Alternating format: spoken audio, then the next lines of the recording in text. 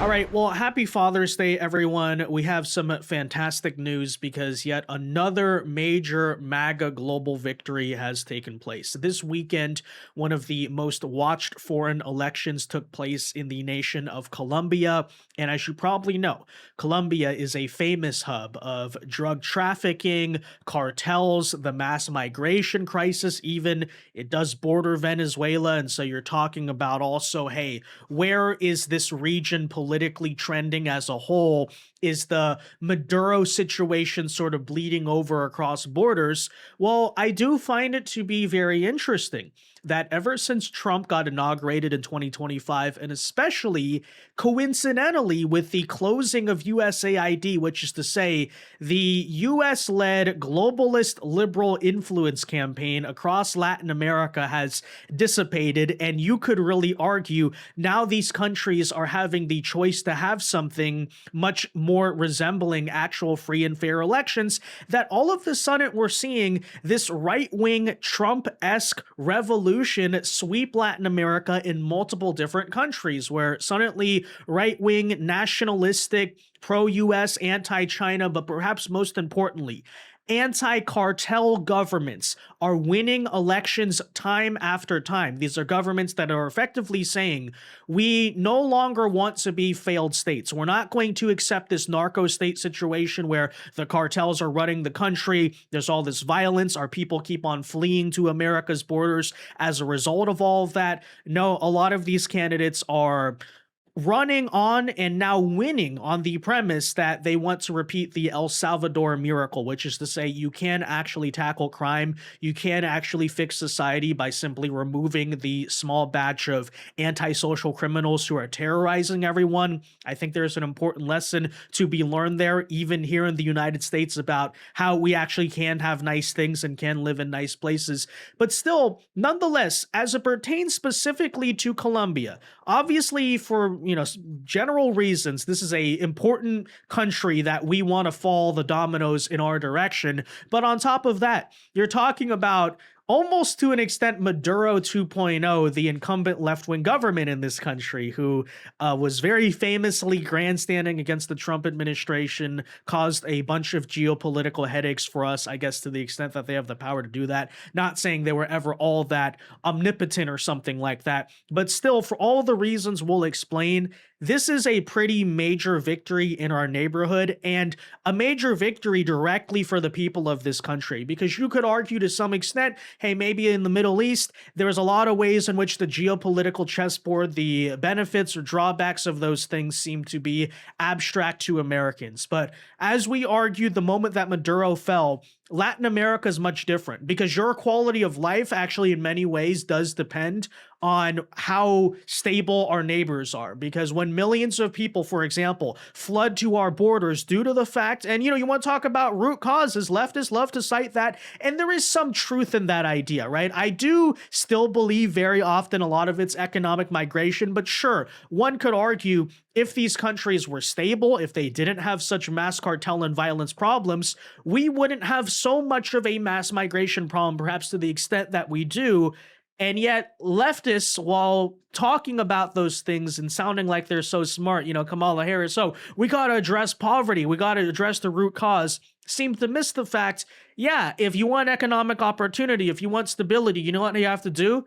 You have to throw the antisocial criminals in jail. Instead of just pretending as if, these hard-lined MS-13 members who are already into this life and killed a bunch of people already, we can rehabilitate them or something. It's cruel. As they say, Bukele of El Salvador is a dictator. Why? Because he transformed his country into an actually decent, safe place for ordinary citizens, not the violent S-hole, the travel level 3 or level 4, whatever travel advisory it used to be. You know how this stuff goes. But anyways, let's bring you this story and we'll break down all of its implications out of the Colombian election. I want to talk as well about Cuba, because it's yet another domino that's falling kind of in the span of a couple of days. You're seeing the picture here come together. First, though, do us a favor. If you enjoy our content, make sure you hit that like button down below. Subscribe to the channel if you are new. That is the best way to support our work, and it also ensures that you can stay up to date with all of the latest news and coverage.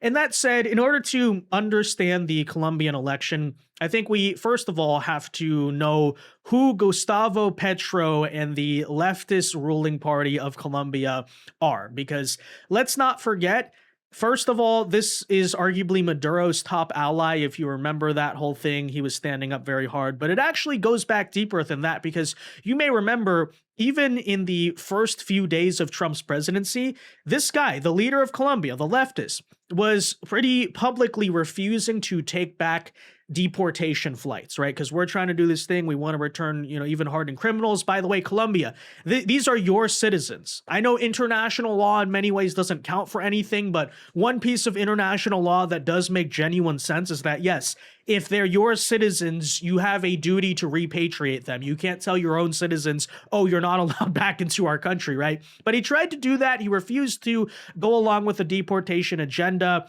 And then days later, if you recall, I think Trump just threatened to tariff Colombia, and then he backtracked and said, oh, I'm sorry, but really gives you an idea of the absolute bumbling, incompetent, leftist idiot fool that he is. So you had that, of course, as it pertains to Maduro. Not only, again, was Petro a very close friend of Maduro.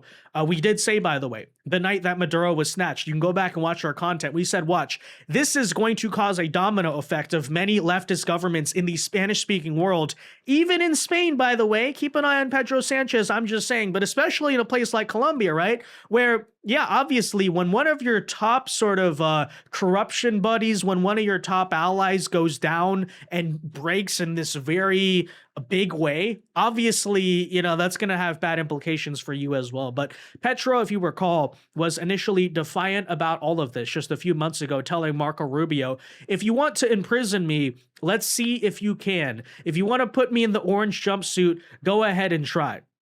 So he was talking all this crap, which, was always a very stupid idea, because if we snatched Maduro that easily, really, Gustavo Petro, you think as Colombia, you're not a Petro state, for example.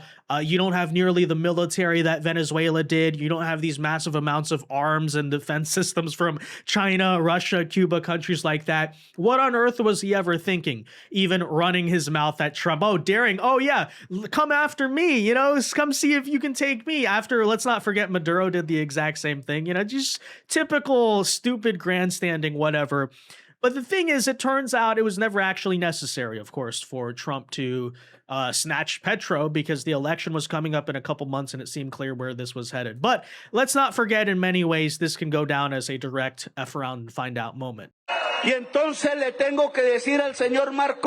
have to tell you, Marco Rubio, brother, if you're going to put me in jail, see if you can. If you want to put me in the orange pajamas, try it. Oh. Tough guy. But this people does not kneel. Well, it turns out in the end that I guess your people did end up quote unquote kneeling, if that's how you choose to frame it. Now, the thing to understand, what's most important about Gustavo Petro is not the fact that he's a stupid leftist idiot who's always talking crap about Trump, although that's sort of a funny thing to point out, but really is the fact, and this is why America cared about this election, Gustavo, under the guise of being a socialist hero, in reality is just a narco puppet, which is to say he's bought by the cartels, which seems to be a pattern with a lot of left-wing leaders, huh? I wonder if that's just a Latin America problem. Let me just pose that question. But no, that's the reality. So he can sit here and pander to this idea of American imperialism, right? The big bad Americans are trying to interfere. They're trying to take us down or whatever. But it turns out it's not that convincing to your people when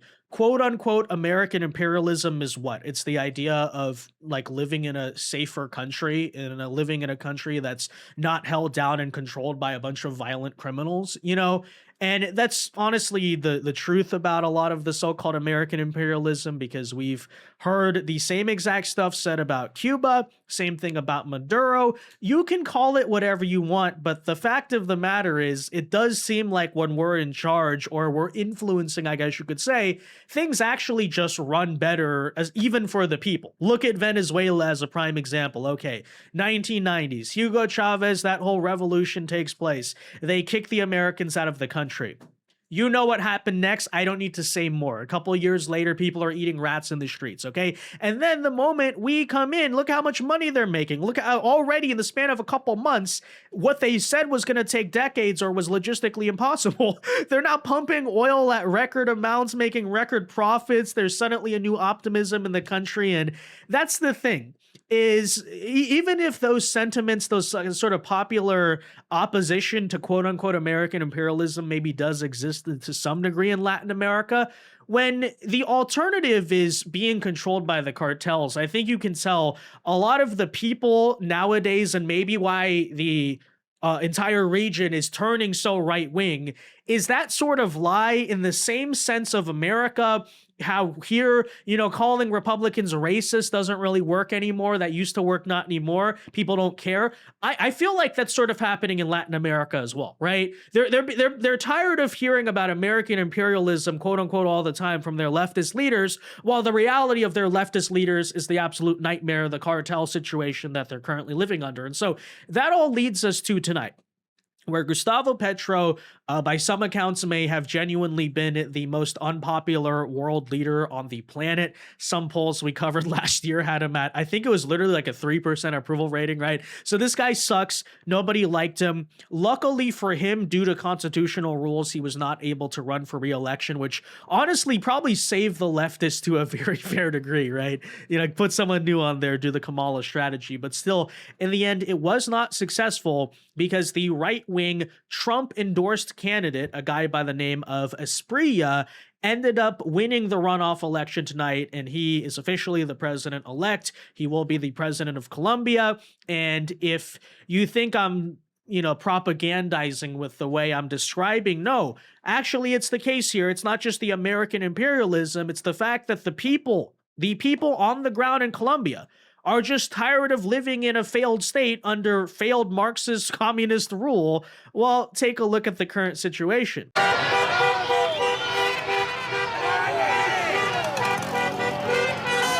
In this scene too, by the way, you can see, if I'm not mistaken, that is actually the president and vice president-elect going out in the street celebrating with supporters.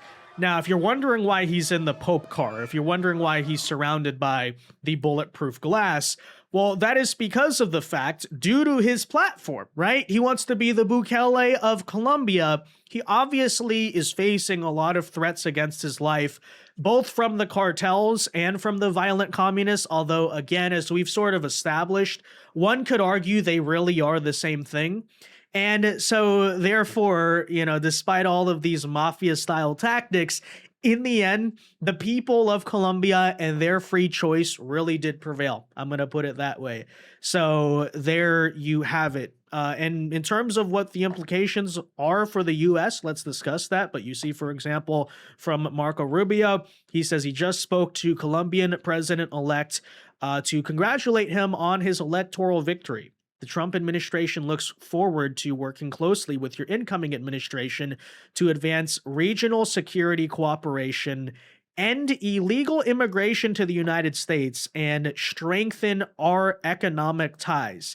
And there you basically get the idea of why this matters to the U.S., why Venezuela matters, why even to a lesser extent Cuba matters, is because, yes, it clearly does affect America, what happens right in our own neighborhood, and that's the same argument we made about Venezuela, and you're seeing the same thing here. And Marco Rubio basically laid it out for you. So why does this matter? Why does Latin America matter as a whole? First of all, he states to advance regional security cooperation. What that really means is China. A big reason why, if you remember back to Trump's inauguration era, why he kept on talking about the Panama Canal is that because over the past decade, China has quietly been buying a bunch of influence and infrastructure and access in Latin America. And a big issue he was having is that basically the Chinese were buying up all the ports and effectively controlling the Panama Canal. When you consider that's arguably still to this day America's most important national canal or shipping lane that matters to our country, I guess you could put it that way, right? One of our most important choke points, right? It's sort of the Strait of Hormuz style thing in our own hemisphere, then yeah, obviously that's a problem if our top rival is influencing that. And so part of what this has been about, I guess the geopolitical side of this is that obviously these sort of right-wing Trump-aligned governments are going to be more pro-US, whereas the leftist ones are more pro-China. We want our own hemisphere to be under our monopoly, our sphere of influence, our control.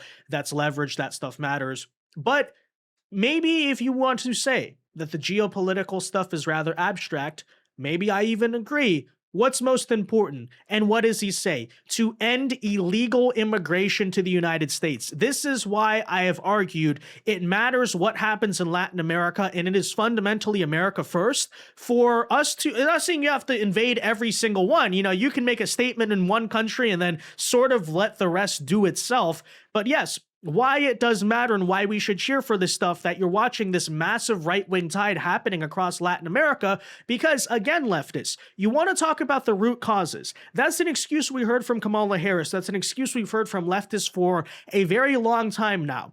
Oh, if you're so against the illegal immigration, you need to address the reasons why they're coming here to begin with. And what that's basically to say is, you know, in the historic leftist policy prescription for this is clearly this is why America needs to be sending more foreign aid to the failed states of Latin America, which is exactly what they've called for, because the problem is poverty. They're coming over here because of poverty. So if we send them free money, that will alleviate the poverty, because that's how leftists believe economies work, which has never been true. But still, at the same time, okay, maybe leftists have some portion of that correct, as yes, you could argue the circumstances in these countries are a partial motivating factor for why millions of people have poured over our border for the last decade.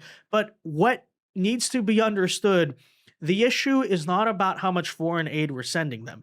The issue is the violence, the cartel problem. Whatever economic struggle they're having largely is tied to this. I mean, when you can't set up a business without paying extortion fees to the cartels, and foreign investors don't want to really put anything expensive into the country because it's going to get stolen or extorted or whatever the situation is, yeah, that obviously is a problem. But here's the thing, and here's what leftists don't understand. They call Bukele a dictator. They say he's cruel, the human rights of the cartel members, all of these things, is that, first of all, in order to fix the problem, in order to create a thriving economy with opportunity and a future and all these things, and they say, oh, education, education. Okay, in order to do all those things, what you first have to do is put the criminals in jail. And that is actually a tenet of maybe right-wing philosophy that Bukele vindicated 100% in El Salvador, right? In order to do everything else, which he's now doing, education systems coming up, economies coming up, he's building a future for the kids, they're renovating all the schools,